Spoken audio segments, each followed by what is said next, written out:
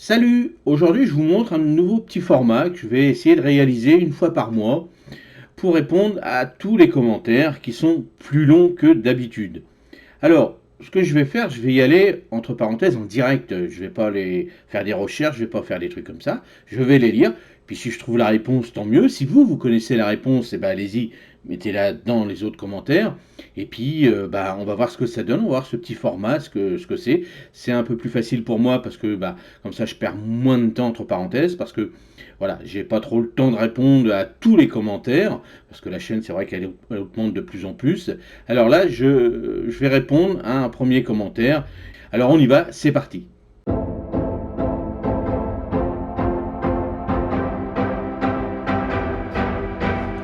Alors la première question, il y a 4 mois, donc sur créer une planche, sur la vidéo créer une planche au potager au nord de la France. Donc c'est un commentaire de B. Vincent. Donc bonjour Rodolphe, j'ai créé ma planche, c'est la deuxième année aussi en pleine pâture, en déposant une grosse épaisseur de foin, environ 20 à 30 cm, que je fauche moi-même. Cela est-il aussi efficace? Alors, oui, donc on va voir. Pour moi, oui, car l'herbe ne pousse plus dessus, seuls quelques adventices résistants tels que le rumex, mais relativement éliminés par la suite, car le sol est ameubli et reste humide, donc plus facile à retirer malgré ses longues racines. Par contre, est-ce suffisant pour enrichir le sol ou dois-je faire un autre apport? Merci pour cette vidéo et encore et toujours enrichissante. Donc, alors on va répondre à la première question. Est-ce que le foin, donc a une grosse épaisseur, donc le foin, voilà. Alors le foin, faut savoir que bon, c'est du carbone, bien sûr, mais du carbone qui est bien équilibré, mais qui va être assimilé. Par contre, je n'ai pas vu dans quelle région. Ce qui est bien, c'est de me dire aussi dans quelle région vous êtes, parce que comme d'habitude, un jardin est très différent, même de 100 mètres à d'autres jardins, donc la généralité n'existe pas. Donc par rapport à ce que je vais vous dire, par rapport aux réponses que je vais vous apporter, ce n'est pas une généralité, ça va être quelques conseils que vous allez adapter par rapport à votre jardin. Parce que même si je vous dis qu'il faut semer, par exemple, un produit, un radis aujourd'hui chez moi à 30 km d'ici, il y a peut-être un courant d'air, il y a peut-être quelque chose de plus ou autre. Donc c'est pas une généralité. Donc ça c'est important à prendre en compte pour la réponse des commentaires. Donc là, le foin, en fonction des régions, par exemple nous, au nord de la France, s'il y a beaucoup d'humidité, de la chaleur, de l'humidité, le foin va se désagréger plus rapidement, ça c'est clair. Par contre, c'est vrai que s'il fait sec souvent, dans les régions un peu plus douces, je pense que le foin va se désagréger moins. Le fait que le foin va plus vite se désagréger, c'est avec la vie du sol en fin de compte. Donc plus il y a de la chaleur, de l'humidité et toutes les conditions favorables, c'est là que le foin se disparaît rapidement. Donc c'est vrai que moi je mets de la paille, parce que moi quand je mets de la paille en début de saison, je suis tranquille jusqu'à l'hiver prochain, donc c'est un apport une fois important, mais après je suis tranquille. Donc, alors l'épaisseur entre 20 et 30 cm, comme c'est une prairie, ça fait que 2 ans, donc est-ce qu'il y a eu un labour avant ou pas? Parce que c'est vrai que moi je considère qu'il ne faut pas faire de labour, mais quand on démarre un potager, quand on démarre quelque chose, des plantes, dans un jardin en plantation, le mieux c'est de regarder ce qu'il y a quand même en dessous. Hein. Vous faites un bon labour au moment, même si vous détruisez tout ce qu'il y a. Donc c'est vrai que là, le pâturage, il faut regarder ce qu'il y avait avant. Si c'était un pâturage, mais le gars, il mettait plein de cochonneries, plein de trucs, bon, on ne sait pas quoi. Donc, il faut quand même préciser un petit peu. Donc, pour moi, comme je dis toujours, la première chose, il faut savoir, parce que moi, par exemple, dans mon terrain, quand j'ai commencé à gratouiller un peu la terre, j'ai retrouvé des roues de voiture, des cailloux, des trucs comme ça. Donc, je suis à la campagne, parce qu'il y avait un bâtiment, donc je ne le savais pas, il y avait un bâtiment ici, puis en fin de compte, le gars, il avait tout mis sous le sol. Donc, le mieux, c'est la première fois, tant pis, vous détruisez entre parenthèses. Hein, c'est simple, quand on fait un trou, les premières 20-30 cm, vous voyez la couleur, si c'est de l'humus, c'est plus noir que si vous retrouvez en dessous du rouge, du marron fonce, marron clair ou des trucs comme ça. Ce qu'il faut faire, c'est ce petit tas, vous le mettez d'un côté. Hein, regardez quand ils font les maisons, un bon terrassier, il fait un premier tas où il y a la bonne terre, on va dire comme ça, et puis tout le reste, il le met de côté, qu'il remettra au fond du trou après, et il recomblera avec la première couche de terre, qui est normalement la bonne terre, il remettra tout ça sur le jardin pour que vous récupériez le maximum de cette bonne terre, on va dire comme ça. Donc, Alors, une grosse épaisseur de foin environ que je fauche moi-même, donc ça c'est bien. Alors, toujours faire attention aussi quand on fauche du foin avant les graines, hein, parce que là vous allez vous retrouver avec pas mal de choses. Donc, toujours avant la maturité des graines, ça c'est important aussi. Alors, pour moi, car l'herbe ne pousse plus dessus, donc bon, bah, si ça te convient comme ça, donc tant mieux, hein, il n'y a pas de souci de ce côté-là. Donc ça reste humide, donc par contre il n'y a pas de souci. Et par contre, est-ce suffisant pour enrichir le sol? Bah, enrichir le sol par rapport aux légumes, que si c'est pour faire des légumes dessus, si c'est juste faire des légumes, faire du verger, ça va pas être une même demande. C'est-à-dire que dès lors que ça va être un arbuste qui reste longtemps, donc là il faudra lui apporter par exemple du style BRF au démarrage, parce que le BRF ne va pas donner tout de suite, il va améliorer le sol à fur et à mesure. Donc, comme je vous avais dit dans certaines vidéos, il va faire des petites capsules de nourriture, on va dire comme ça, dans le sol, qui vont rester dans le sol. Et là, les arbustes qui sont là, eux, qui vont être là pendant plusieurs années, eux vont aller chercher cette nourriture. Donc, ça ne va pas se faire tout de suite. Donc, c'est pour ça qu'il faut mettre de l'azote qui va être assimilé rapidement par les plantes. Alors, les légumes, en règle générale, eux, ont besoin un peu plus d'azote parce que leur cycle de vie sur un potager est court.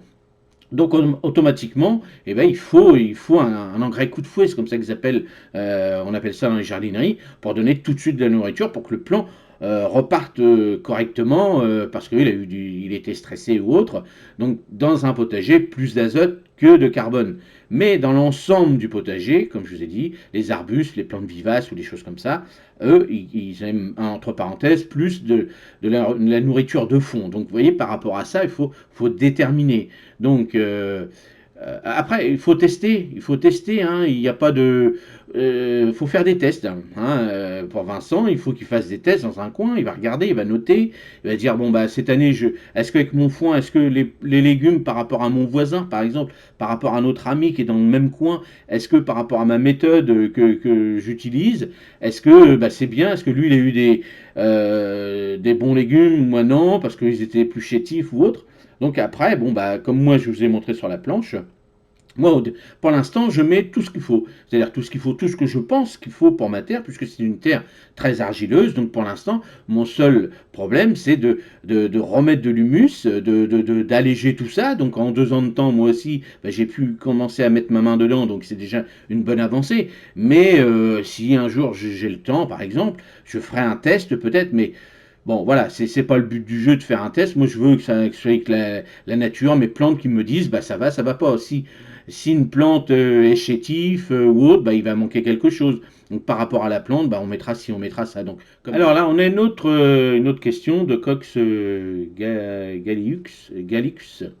Bon, voilà. Donc, qui me dit merci pour ton travail, merci pour ton partage. Participeras-tu au projet Terra potager avec tous les youtubeurs pour soutenir notre Normandie? Bah, j'ai vu qu'il y avait ça qui était mis en place par Olivier et puis plusieurs autres youtubeurs. Moi en Normandie, apparemment, il y a une personne qui représente la Normandie, donc voilà, je pense que déjà ils sont complets de ce côté-là. Après, moi, je suis ouvert à tout, il n'y a pas de souci de ce côté-là aussi, hein. Moi, je soutiens la Normandie parce que je suis en Normandie, on va dire.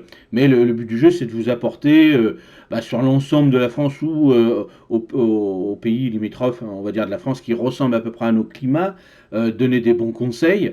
Vous avez vu que là, maintenant, tous les jours de cette année, je vous donne une petite fiche pour vous donner un petit coup de main le matin, pour dire, tiens, voilà, on travaille comme ça, comme je répète, je l'ai mis avec un calendrier lunaire, mais vous, si vous participez pas non plus, vous ne croyez pas au calendrier lunaire, ben vous vous dites, cette semaine, vous prenez la semaine complète et vous dites, bah, dimanche, j'ai noté toute la semaine qu'il fallait planter ça, et puis vous le faites le dimanche. Ça, il n'y a pas de problème de ce côté-là. Si vous respectez bien votre sol et autres, il n'y aura pas de souci de ce côté-là. Ça, c'est un petit plus, on y croit, on n'y croit pas. Donc après le projet Terra, bah, j'ai regardé et puis je me suis abonné à la newsletter pour voir un petit peu comment c'était. Je trouve ça sympa. De toute façon, nous, tous les youtubeurs qui faisons, même le plus petit, qui fait une vidéo pour montrer ce qu'il fait dans son potager, voilà, ça c'est le top parce que c'est un partage.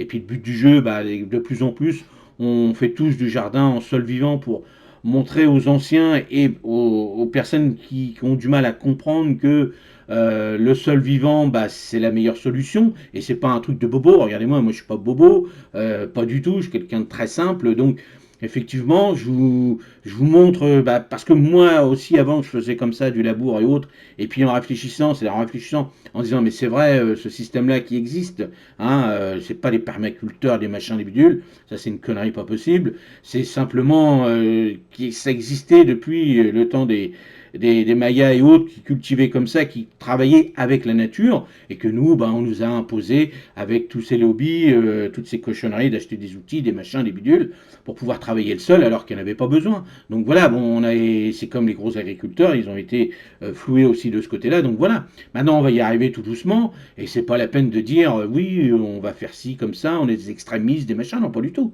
Vous le faites, moi ce que je dis toujours, pour le sol vivant, vous le faites dans un coin, vous faites une planche sol vivant, puis une planche labour, puis vous verrez bien. Si ça ne vous convient pas, bah vous faites votre labour, et puis que si vous avez des bons légumes, puis vous mettez des engrais qui vous correspondent, faites-le, il n'y a pas de souci de ce côté-là. Donc voilà, participeras-tu si Olivier m'appelle et puis qu'il me dit un jour, veux-tu participer? Moi je suis ouvert à tout, hein, il n'y a aucun souci de ce côté-là. Alors une autre question, un autre commentaire de Victoria de G. Victoria G, il y a 5 jours. En pré-montagne, je peux commencer les semis au 15 janvier. Je suis dans le nord du Cantal, à 650 mètres.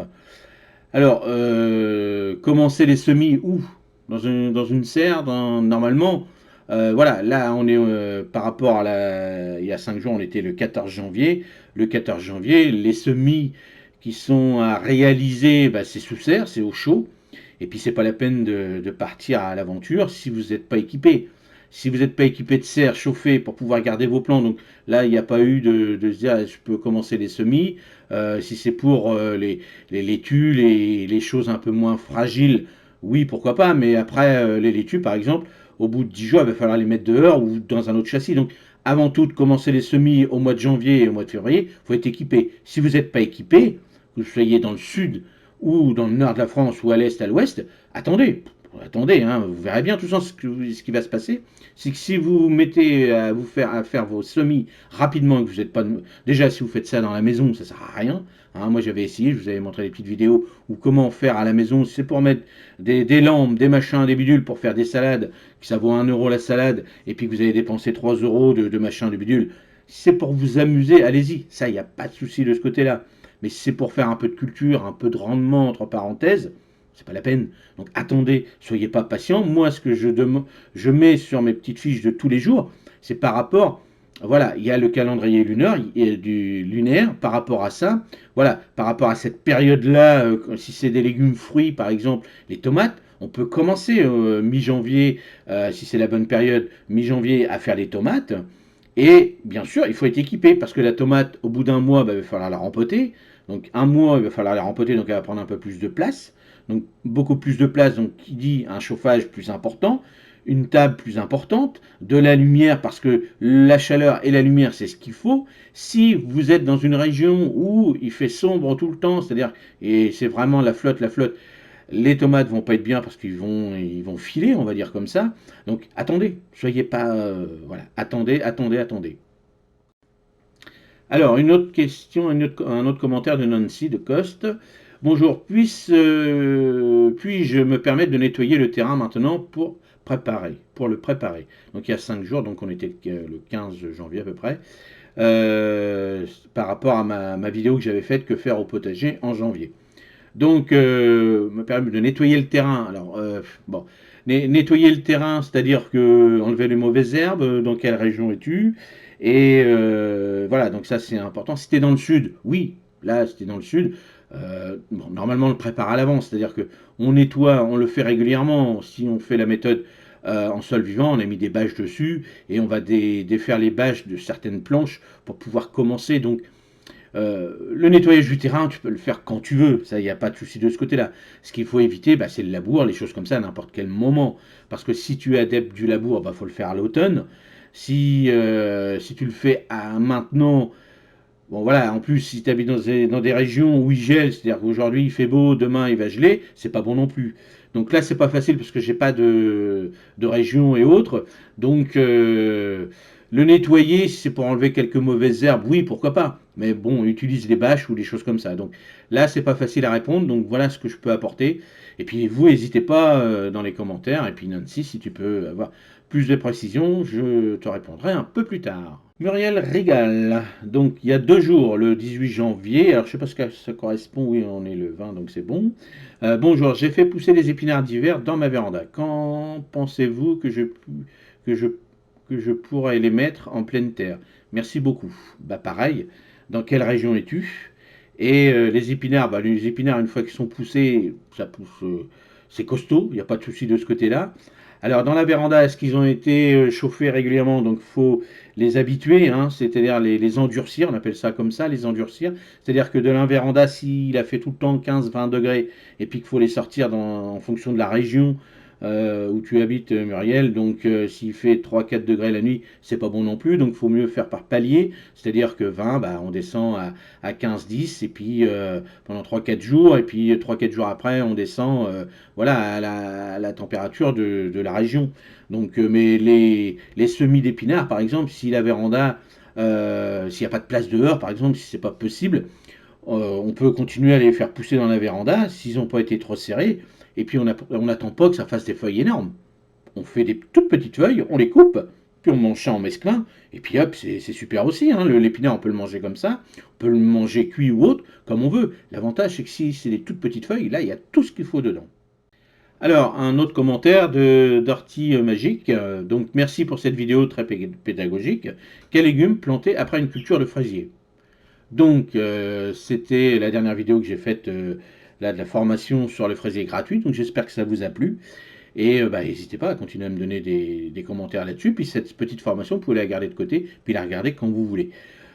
Alors, donc, effectivement, après une culture de fraisiers, les fraisiers, eux, ont mangé pendant 3-4 ans. Donc, ils ont quand même épuisé sur une certaine surface pas mal de nourriture. Donc, il faut un légume racine qui, lui, va aller en profondeur manger bah, les restes, entre parenthèses. Donc, n'oubliez pas, si vous faites une autre culture derrière, alors, en règle générale, on met rien ou très peu de nourriture après pour une culture de légumes bulbes, par exemple, aussi, parce qu'on peut mettre ça aussi pour les fraisiers, mais si vous mettez des légumes racines et autres, mais légers, hein, légers pour la culture en engrais et autres, généralement, si vous avez un bon sol, c'est suffisant.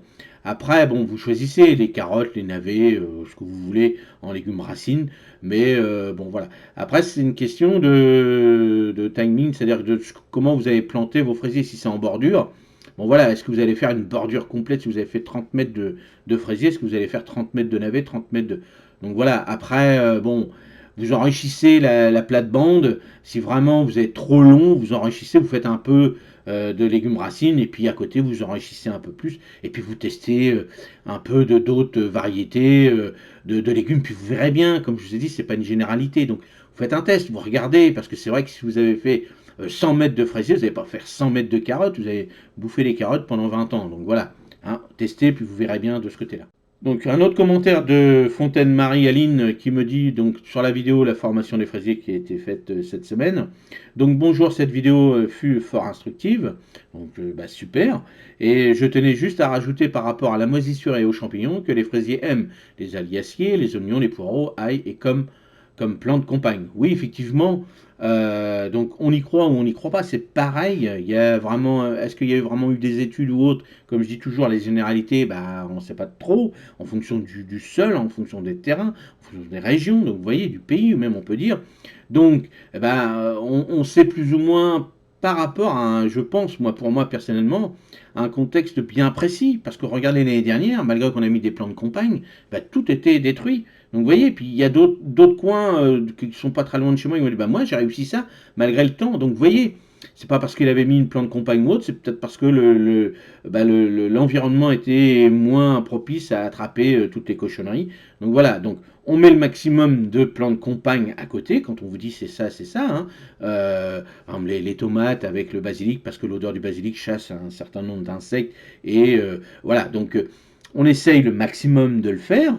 Et puis, bah, on met toutes nos chances de côté. Puis, si ça marche, bah, on est content. Si ça marche pas, bah, tant pis. Le plus important, bah, on note. On dit, bah, l'année dernière, il faisait tel temps. On a mis, je vais reparler des tomates avec du basilic, ça n'a rien donné parce que l'année dernière, moi j'avais mis du basilic et puis ça a cramé tout. Donc voilà, c'est ça le truc. On essaye le maximum et puis on voit ce que ça donne. Et le côté naturel, moi c'est ce que j'aime. C'est le côté où c'est jamais bien fixe. Et bah, s'il y a un truc, bah, on anticipe, on fait notre petit truc. On a raté, bah tant pis, c'est pas grave. C'est là le côté naturel. Et bah, la nature reprend toujours le dessus, donc c'est ce que j'aime. Et donc voilà. Donc on fait notre petit truc et puis bah, on réagit. Et puis bah, si ça va pas cette année, on fera mieux. Nous, on espère tous, là, tous ceux qui ont eu des soucis, que l'année prochaine, c'est-à-dire que cette année, on réussira. Et puis si c'est pas ça, bon, on fera une autre année. Mais je dis toujours aux jeunes, c'est-à-dire aux débutants dans le potager, hein, je vois certaines chaînes qui démarrent et puis qui font trois quatre vidéos, ce qui est dommage. Et ben, il faut qu'ils continuent, qu'ils fassent d'autres vidéos. C'est long à faire des vidéos, c'est long à faire du YouTube. Si c'est pour gagner du fric, bah faites autre chose parce que c'est pas là-dessus que vous allez gagner de l'argent. Mais si vous voulez montrer ce que vous faites et puis que vous êtes fier de montrer ce que vous faites, même si c'est une simple soucoupe de plantes, de machin, faites-le. Ça permet à d'autres personnes qui veulent démarrer ou à d'autres personnes qui ont fait la même chose que vous, et bah de regarder un petit peu, bah tiens, il a fait ça dans une soucoupe, moi j'habite pas trop loin, ou il l'a mis sur un rebord de fenêtre, et bah je vais m'amuser moi tout seul ou avec mes enfants ou ma famille, et puis je vais le faire, et puis grâce à la petite vidéo qui a été donnée, bah ils ont réussi, ils sont contents, et c'est ça le plus important, et c'est ça la nature, et c'est ça le monde du potager. Alors un autre commentaire de Philippe Blin. Merci Rodolphe pour tous ces bons conseils. Je ne savais pas qu'il fallait couper les feuilles à la sortie de l'hiver, et maintenant je vais le faire, merci. Donc toujours sur la formation du fraisier. Alors, justement, j'allais en parler un petit peu. Ce que je vais faire cette année, rappelez-vous la vidéo que je vous avais proposée l'année dernière en début de saison. J'avais planté mes fraisiers dans le tunnel pour être tranquille, parce qu'à l'extérieur, c'était pas terrible. Et donc, comme je faisais encore pas mal de petits travaux, donc j'ai préféré les mettre sous le tunnel. Ça a super bien marché, comme j'ai dit dans la vidéo, où bah là, j'ai récolté énormément de fraises, pardon. Et ce que je vais faire cette année, donc d'habitude, on les coupe. Pourquoi? Comme je vous ai montré dans la petite vidéo, bah il y a un peu de feuillage qui est taché. Voilà, donc l'avantage de couper tout, ça permet de régénérer le fraisier et de remettre un engrais naturel au pied. Mais ce que je vais faire cette année, puisqu'on parle de plus en plus du sol vivant, comme le sol de la forêt, qui est généré naturellement et tout seul, et c'est vrai qu'il n'y a pas un petit lutin tous les ans qui va recouper les plantes qui sont dans la forêt pour les nettoyer. Donc ce qui se passe, c'est que la plante, elle s'auto-détruit, on va dire, toute seule. Donc ce que je vais faire pour voir ce que ça donne, bah, ce que je vais faire, bah, je vais couper un côté à ras, et de l'autre côté, je vais le laisser faire. Et on va voir s'il y en a un qui va attraper plus des maladies, est-ce qu'il va donner plus de fraises ou autre. Et ça sera le prochain test que je vais réaliser sur ces plants de fraisiers. Alors, Philippe, essaye de le faire si tu as deux côtés, essaye de t'amuser si tu veux, entre parenthèses, prendre un risque. Alors, un autre commentaire d'Huguette Armstrong. Bonjour du Québec. Salut les cousins. Je viens de découvrir votre chaîne, vous êtes super intéressant et merci pour tous ces bons conseils. Donc j'ai une question concernant les fraisiers. Je veux faire une boîte de fraisiers à mon chalet et j'ai beaucoup d'écureuils qui mangent les fraises. Donc qui mangent mes fraises et des abeilles qui entrent dans le fruit pour la manger aussi alors que je mets un filet pour empêcher ça. Je fais quoi avec la pollinisation? Alors, malheureusement, moi, le Québec, bah, je connais pas. Hein, j'ai jamais été au Québec, donc bah, j'aimerais bien, hein, un jour peut-être. Hein. Merci pour la découverte de ma chaîne, donc j'espère que ça va vous plaire. Et bah, faire une boîte, donc je pense que c'est une jardinière sur le chalet. Et bah, nous, les écureuils, il n'y en a pas, moi, habito, j'en ai, mais ils viennent pas m'embêter à manger mes fraises, hein, parce que bah, voilà, moi j'ai des chats, les écureuils, ça fait pas bon ménage, et je pense qu'ils régulent un petit peu. Les écureuils, je sais qu'ils me plantent énormément de choses. Moi, dans mes pots de plantation, c'est-à-dire comme je fais ma culture de plantes aromatiques et autres, je retrouve des glands, parce que j'ai pas mal de chênes autour, des glands dans les pots pour bah, qu'ils me en mettent un peu partout, puis que ça leur garde manger. Donc ça, je sais qu'ils viennent. Mais après, bah, qu'ils mangent les fraises, donc avec le filet, bah, voilà, ça protège. Maintenant, les abeilles, moi, mes abeilles, je ne les ai pas trop vues manger mes fruits, ils viennent surtout polliniser. Donc, est-ce que le fruit est pas trop mûr à chaque fois qu'ils viennent manger le sucre, ou est-ce que voilà, il manque de sucre et ils viennent manger? Je pense plutôt, moi, que les guêpes frelons, eux, viennent manger le fruit qui est bien mûr, c'est plus ça chez moi. Et bah, si on met un filet, bah, les pollinisateurs viennent pas. Je ne sais pas s'il existe des plantes fraisiers auto-fertiles, ça je sais pas, puisque dans les kiwis par exemple, ça c'est maintenant ils ont réalisé ça, au lieu d'avoir deux gros pieds, maintenant il n'y en a qu'un seul. Donc est-ce que ça existe ou pas? Maintenant, est-ce que pendant la période de floraison, la grosse période, c'est-à-dire pour les variétés non remontantes qui fleurissent qu'une fois, peut-être plus privilégier ce genre de culture pour pouvoir laisser le filet ouvert et puis laisser les pollinisateurs polliniser, puis après remettre le filet pour éviter que les autres viennent embêter la fructification du fraisier, et comme ça bah, les fruits se développent tout doucement. Le seul inconvénient, c'est vrai qu'on va avoir une seule récolte de fraisiers dans cette boîte, dans cette jardinière, je pense que c'est ça. Donc voilà, le but du jeu, voilà, on est tous pareils, on voudra avoir des fraises tout le long de l'année, d'en manger un petit peu quand on passe à côté. Bon voilà, alors après, est-ce qu'il faut faire un peu plus et puis bah avec le filet, pas mettre de filet, ou remettre le filet le soir pour pas que les écureuils viennent manger le soir ces trucs-là, c'est-à-dire les fraisiers, et puis bah, les abeilles dans la journée. L'abeille, elle est pas très. Voilà, moi les miennes par exemple, bon, quand j'arrive, si je secoue un petit peu, ils vont ailleurs. Donc est-ce que juste pour cette petite jardinière, mettre peut-être, je sais pas, un petit truc qui tourne là, voilà, les petits moulins qu'on voit un peu partout pour les gamins, ça va peut-être les empêcher, ça va peut-être leur faire peur. Je dis ça, j'ai des trucs comme ça, hein, des petits trucs qui puissent les repousser, mais le problème c'est que si ça les repousse, ils viennent pas polliniser le fraisier. Donc c'est pas facile, et la réponse, bah, j'espère que bah, faut tester, tester, tester, comme d'habitude. Donc voilà, premier format de répondre. Pourquoi j'ai fait cette petite vidéo? C'est parce que normalement je devais avoir le fibre, la fibre, je ne l'ai pas. Donc bah, le direct, je ne pourrais pas encore en faire cette année. Donc pour moi, c'est un peu du direct, parce que j'ai pas cherché. Hein. Là, dans les commentaires, je les ai lus en face, comme si je les lis. Hein. Je lis tous les commentaires que vous m'envoyez. Et bah voilà, je l'ai fait en direct pour moi, parce que là, j'ai pas cherché ou autre sur Internet s'il fallait répondre ou autre, quand je sais pas, par exemple. Et là, je l'ai fait comme ça. Donc j'espère que ce petit format vous a plu. Donc à quelle époque je vais le mettre? Donc je pense que peut-être le jeudi, le vendredi, on va voir. Est-ce que je vais en faire une fois par mois pour cumuler un petit peu les commentaires, pour pouvoir quand même en avoir un petit peu, puisque la plupart je réponds, voilà, on me dit simplement c'est super, machin, bidule, donc ça c'est facile. Quand il y a vraiment des questions plus longues, bon bah je vais essayer de les concentrer, puis on va voir ce que ça donne. À tous ceux qui me répondent sur ma page Le Jardin de Rodolphe pour avoir des questions, je ne vais pas souvent sur cette page, donc c'est un petit message. Mettez plutôt vos questions sur YouTube. Je suis plus sur YouTube que sur mon Facebook, parce que j'ai énormément de boulot et je me concentre plus sur YouTube que Facebook. Donc voilà, le petit message. Et puis bah, j'espère que ça vous a plu. Et puis bah, comme d'habitude, si vous voulez me soutenir, bah, j'ai monté cette année mon petit Tipeee. Et puis continuez, là c'est la saison pour commander bah, tout ce que vous avez besoin, le matériel pour commencer vos semis et autres. Et puis bah, les plantes, ça va arriver tout doucement. Vous pouvez déjà commencer les aromatiques qui sont vivaces. Allez-y, n'hésitez pas. Et moi, bah, ça me fait avancer. Et ça me donne un petit coup de main par la suite pour vous faire des belles vidéos et puis passer du temps avec vous. Passez une bonne semaine. Et puis bah, regardez les vidéos que je vous fais tous les matins pour la petite fiche, tous les matins. Et puis bah, pour la prochaine vidéo plus longue, à mardi prochain. Salut!